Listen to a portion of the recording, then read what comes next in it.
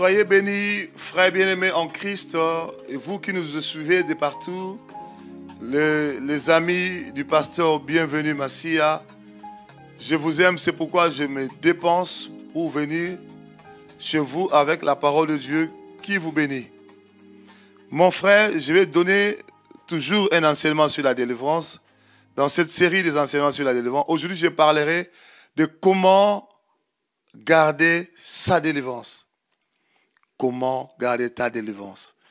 La délivrance, il faut non seulement l'obtenir, mais il faut aussi la garder. Voilà pourquoi Jésus-Christ, il disait beaucoup aux gens qu'il délivrait, va, ne pêche plus, de peur qu'il t'arrive quelque chose de pire.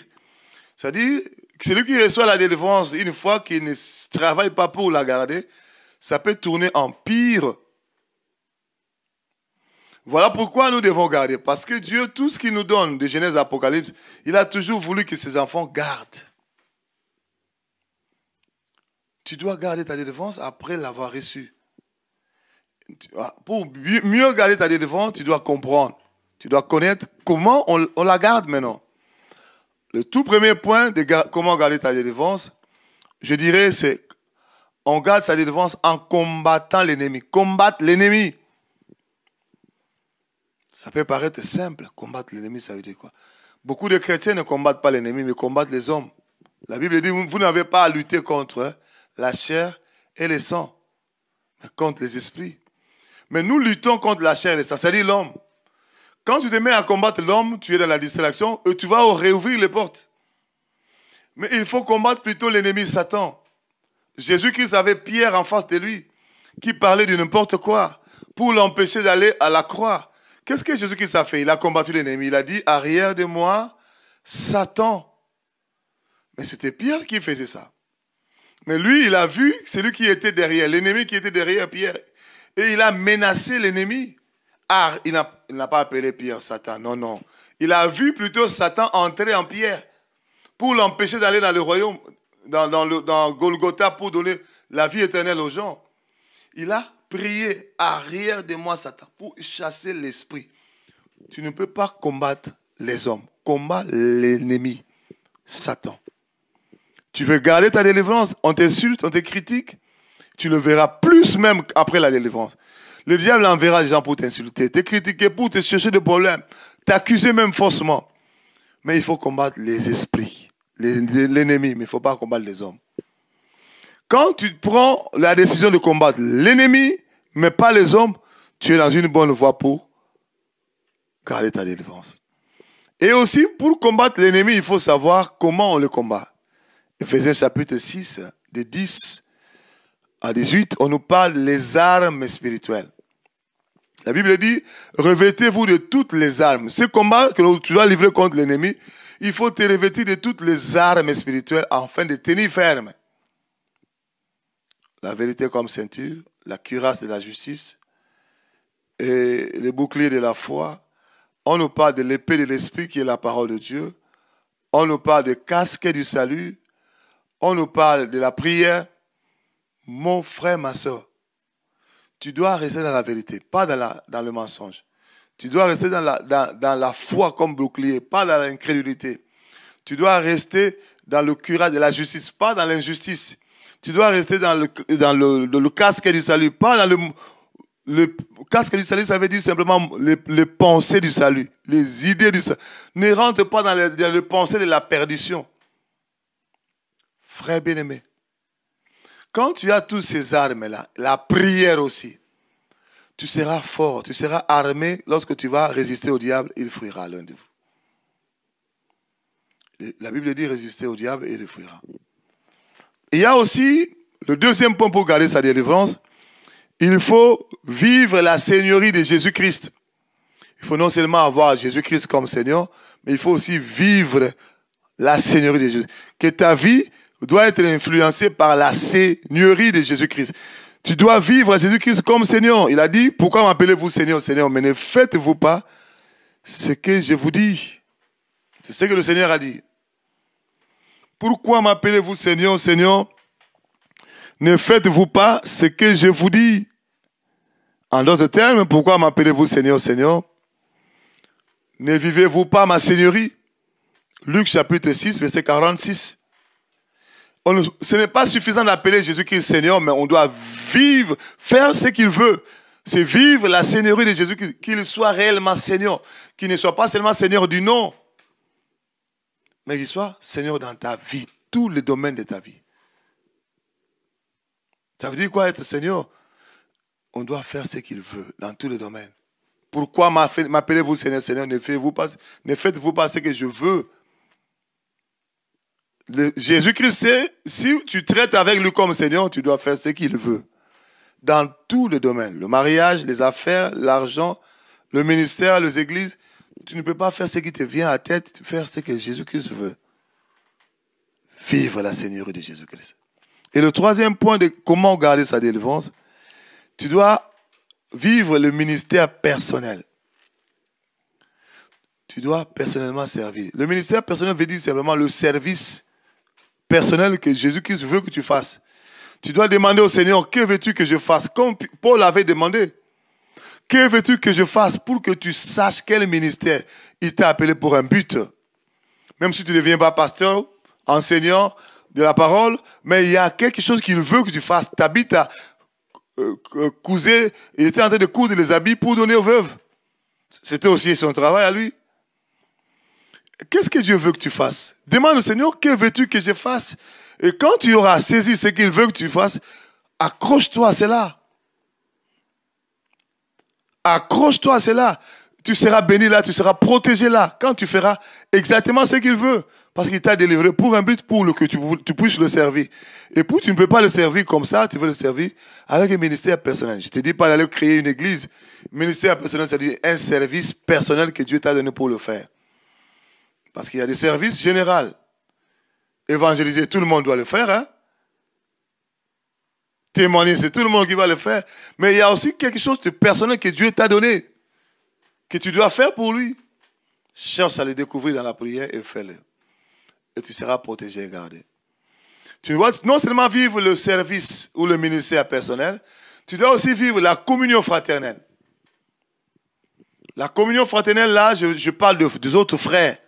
Recevoir l'édification des autres frères. Ça peut être une maison, une église de maison, ça peut être une église. Mais là, il faut faire très attention. Il faut toujours prier au Seigneur parce qu'il y a plusieurs églises que Jésus-Christ ne connaît pas. Tu entres dedans, c'est une prison plutôt que la communion fraternelle. Ça sera plutôt la communion démoniaque. Il faut demander au Seigneur. Ne vois pas une église qui brille. Non, non. Il faut demander au Seigneur quelle est ton église dans laquelle tu veux que j'aille pour évoluer, progresser dans la foi et recevoir l'édification des autres. S'il ne te montre pas, reste à la maison, prie. C'est mieux de rester à la maison en train de prier que d'aller tomber dans une église prison. Et si tu te dis, va dans telle église, écoute sa voix. Mais si tu ne sais pas discerner, il faut te faire aider par des frères et sœurs qui t'ont aidé dans la délivrance, qui sont spirituels. Il faut te faire aider par des conseils. Parce que Jésus-Christ revient bientôt, nous devons dire la vérité. Non seulement tu dois vivre la communion fraternelle selon la pensée de Dieu, et la toute dernier point plutôt, tu dois veiller. La Bible dit, veillez et priez car votre adversaire, le diable, rôde. Veillez et priez car votre adversaire, le diable, rôde comme un lion rugissant, cherchant qui il dévorera. 1 Pierre 5, 8 à 9. 1 Pierre 5, 8 à 9. Il faut veiller. Soyez sobre, veillez. C'est ce que la Bible dit. Il faut veiller. Et quand on dit veiller, c'est vague. Tu dois veiller à quoi? Tu dois veiller à 5 points. Tu dois veiller à ce que tu penses. L'objet de tes pensées doit être pur. Tu ne peux pas penser à mauvaises choses. Parce qu'au niveau de la pensée, le diable peut entrer dans ta vie. Tu ne dois pas seulement veiller à ce que tu penses, à quoi tu penses, tu dois aussi veiller à tes paroles. La Bible dit que tout ce qui sort, que de la bouche qui ne sort pas, des malédictions et des bénédictions. Que tu fais sortir seulement les paroles qui bénissent. La Bible dit, la vie et la mort sont au pouvoir de la langue. Tu dois veiller non seulement à tes pensées, tu dois aussi veiller à ta parole. La meilleure façon de veiller à ta parole, il faut faire en sorte que la parole de Dieu habite dans ton cœur abondamment. Car la Bible dit, c'est de l'abondance du cœur que la bouche parle. Quand tu as déjà la connaissance, tu médites la parole nuit et jour. La connaissance est là, la parole est abondamment dans ton cœur. De l'abondance de la parole dans ton cœur, ça sortira par ta bouche. Tu dois non seulement veiller par ce que tu dis, tu dois aussi veiller par ce que tu entends. Ça, c'est très important. Tu as reçu ta délivrance, tu ne peux pas laisser ton oreille à n'importe qui. Écouter n'importe quel message qui te suit. Écouter n'importe quelle personne qui te parle des insanités. Il faut éviter cela. Veille à ce que tu écoutes. Parce qu'à partir d'une écoute, le diable peut récupérer sa position dans ta vie.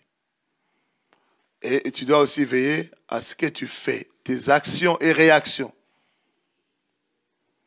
Tu dois veiller à tes actions et réactions. Veille à ce que tu penses. Veille à ce que tu vois, tu regardes. Veille à ce que tu dis. Veille à ce que tu fais. C'est très important. Les oreilles, écouter. Les yeux, voir. La bouche, parler. Veille à tes actions et réactions. Ça, c'est très important. Mon frère, tu veux garder ta délivrance, il faut veiller. J'ai donné plusieurs points. Le tout premier, il faut combattre l'ennemi, mais pas les hommes. Tu garderas bien ta délivrance.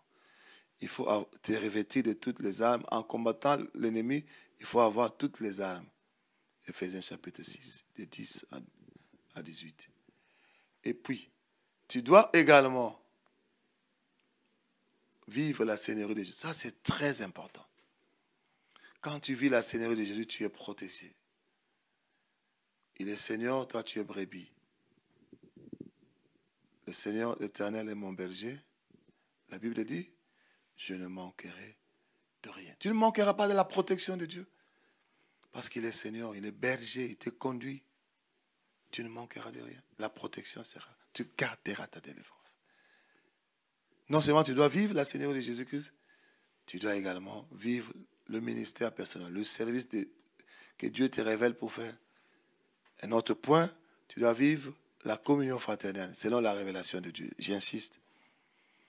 Et tu dois aussi veiller à ce que tu regardes, à ce que tu penses, à ce que tu dis, à ce que tu fais. Que Dieu t'aide à garder ta délivrance après l'avoir saisie. Au nom de Jésus-Christ, je vais prier. Seigneur, je le commande, mon frère, ma soeur qui va écouter, et qui va écouter tous ces enseignements, qui aura besoin de la délivrance. Descends même dans sa maison, commence à délivrer. Au nom de Jésus-Christ de Nazareth. Que le manteau de la délivrance tombe sur sa vie. Et qu'il remarque qu'il y a une main puissante qui opère pour la libérer. Au nom de Jésus-Christ de Nazareth. Et que le sang de Jésus-Christ couvre sa vie. Au nom de Jésus-Christ de Nazareth. Amen. Vous pouvez nous appeler, réagir, nous demander des questions. Si vous avez besoin de la délivrance, nous pouvons vous aider aussi dans ce sens-là. Soyez bénis. Ciao, ciao.